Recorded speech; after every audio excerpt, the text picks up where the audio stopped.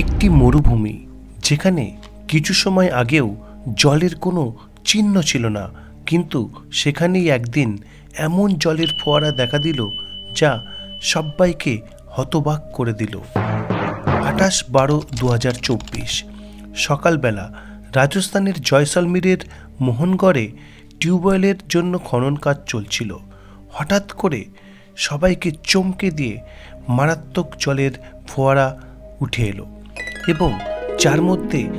কয়েক টন ওজনের খননকারী যে যন্ত্র এবং একটি বড় ট্রাক বিলীন হয়ে গেল। এবং মনে করা হচ্ছে এবং দাবি করা হচ্ছে এই জল সরস্বতী নদীর, কিন্তু ভূবৈজ্ঞানিক বা জলবিজ্ঞানী যারা রয়েছেন তারা এই দাবিকে খারিজ করে দিয়েছেন, কারণ এই যে জল সেটি ছিল লবণাক্ত এবং সাদা মাটি এসেছিল বলে অনেকে মনে করেছিলেন যে 5000 বছর আগে এখানে বয়ে যাওয়া সরস্বতী নদীর জল হয়তো এটি, কিন্তু পরীক্ষা করে দেখা গেছে এই জল 60 লক্ষ বছর পুরনো এবং এটি তেথিস সাগরের জল, যেটি শিলার মধ্যে আবদ্ধ ছিল এবং গ্যাস মিশেছিল যার মধ্যে। এবং বলা হচ্ছে 25 কোটি বছর আগে এই অঞ্চল ছিল তেথিস সাগরের উপকূল অঞ্চল এবং এই জল হচ্ছে টার্সিয়ারি যুগের জল, কিন্তু এখন এখানে জল বেরোনো বন্ধ হয়েছে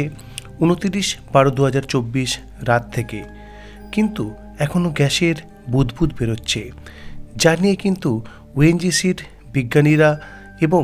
অন্যান্য সংশ্লিষ্ট বিজ্ঞানীরা পরীক্ষা নিরীক্ষা করছেন এবং জানা যাচ্ছে এই অঞ্চলে যে বিগত দিনে সেখানেও কিন্তু বিশালাকার হাঙরের যে জীবাশ্ম সেটি কিন্তু আবিষ্কার হয়েছে এবং যা জোরালো প্রমাণ দিচ্ছে যে এই অঞ্চলে আগে সাগর অধ্যুষিত ছিল এবং ভবিষ্যতের এই বিষয়ে নিশ্চিত আমাদের সামনে আরও গবেষণার মাধ্যমে নতুন নতুন তথ্য উঠে আসবে। তো এই ছিল আজকের ইনফরমেটিভ ভিডিও।